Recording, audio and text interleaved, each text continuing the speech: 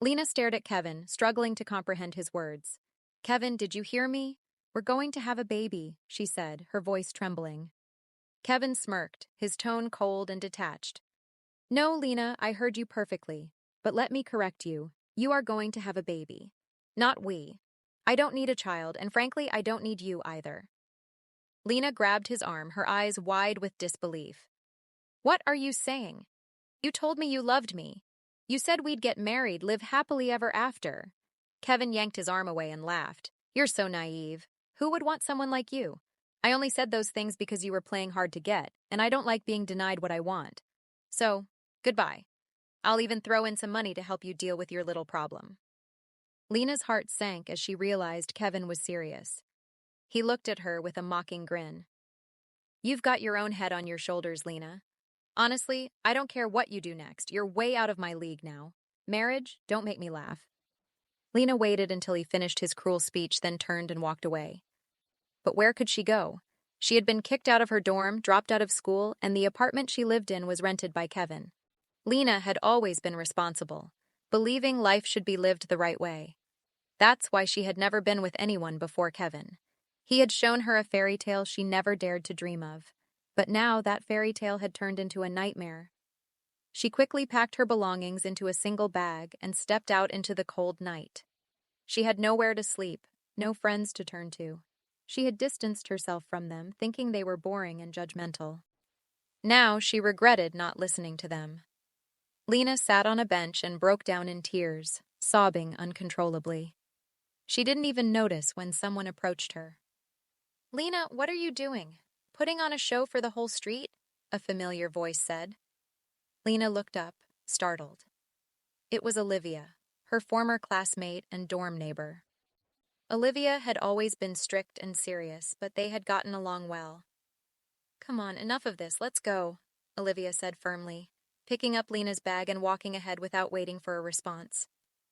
Lena followed, too exhausted to argue. When they reached the dorm, Lena hesitated. Olivia, maybe I shouldn't go in there. Olivia turned around, raising an eyebrow. Do you have anywhere else to go? Come on, let's figure this out together. Inside, Olivia listened to Lena's story without judgment. I won't lecture you because I think you've already figured out your mistakes.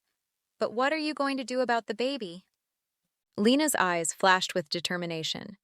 I'll raise the child. If I can't find anything here, I'll go back to my hometown and figure it out there. Olivia nodded. All right. We'll look for a job with accommodation, maybe as a nanny or a caregiver. You can't tell them about the baby right away, but we'll deal with that later. Lena was surprised. You're suggesting I lie? That's not like you. Olivia sighed. It's for the baby's sake. And right now, you're as helpless as a child yourself. Get some rest. I'll call some friends and see if they know of anything. The next morning, Lena woke up to find Olivia gone. On the nightstand was a note with a phone number and a message. Rich, sick man. Needs a caregiver and companion. Lives alone. Call him. Lena dialed the number, and a cheerful male voice answered. After a brief conversation, he invited her to come over for an interview. When Lena arrived at the house, she was stunned. It was a massive, elegant mansion. The security guard escorted her inside, and she was immediately struck by the opulence. Moments later, the owner appeared. Hello, I'm Michael. As you can see, I'm not in the best shape. Only my head and one arm work properly, he said with a wry smile. Michael turned out to be an intelligent and kind man, with a knack for psychology. Within half an hour, Lena found herself opening up to him, tears streaming down her face. Don't be too hard on yourself, Michael said gently. You're not the first, and unfortunately, not the last to go through something like this. Naivety is slowly dying in this world, but it still exists. Let's do this. I'll hire you on a trial basis for a month. If we get along, great. If not, I'll still try to help you. Lena smiled weakly. Thank you. I'll do my best. Over the next few weeks, Lena threw herself into her work. She cooked healthy meals for Michael, who grumbled but ate them anyway. He admitted that he felt better and even stopped having nightmares. Do you often have nightmares? Lena asked one day. Michael sighed. Ever since the accident that left me like this, yes, but lately they've stopped. Lena felt a pang of guilt. I'm sorry for bringing it up. Don't be. It's something I'll never forget. But tell me, have you been to the doctor? Is everything okay with the baby? Lena nodded, touched by his concern. Michael seemed to care for her unborn child as if it were his own grandchild. As the months passed, Lena and Michael grew closer. They spent evenings talking, watching movies, and drinking tea. Lena felt at home, something she hadn't felt in a long time. One day, as Lena was preparing breakfast, Michael startled her with a shout. Lena, look! She turned to see him holding a spoon in his right hand, something he hadn't been able to do since the accident. Lena clapped her hands in delight. We did it! We're going to get your legs moving too! Michael grinned, clearly proud of himself, but his expression turned serious that evening when he knocked on Lena's door. Lena, I hate to ask, but my nephew is coming to visit tomorrow. He only shows up when he needs money, but he's the only family I have left. Could you prepare something nice for dinner? Lena agreed, curious about the nephew. The next day, she cooked a meal that would appeal to both adults and children. When the doorbell rang, Lena retreated to her room, not wanting to intrude. But Michael soon appeared at her door. Lena, you can't hide in here. Come join us. My nephew wants to meet the woman who puts up with my grumpy self.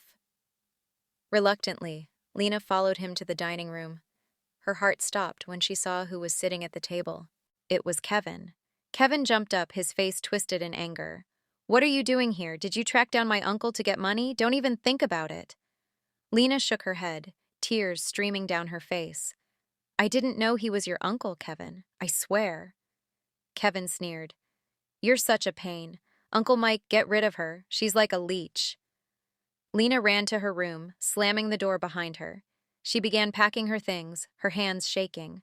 But before she could leave, Michael entered. Where do you think you're going? He asked calmly. Lena looked at him, tears in her eyes. I can't stay here. Not with Kevin around. I had no idea he was your nephew. Michael sighed. I believe you. Kevin has already left. We had a serious talk. Let's get some rest, and tomorrow we'll figure out what to do. Your child is my grandnephew after all. I won't let you wander the streets. The next morning, Michael was waiting for her in the kitchen. He looked tired but determined. Lena, I've made a decision.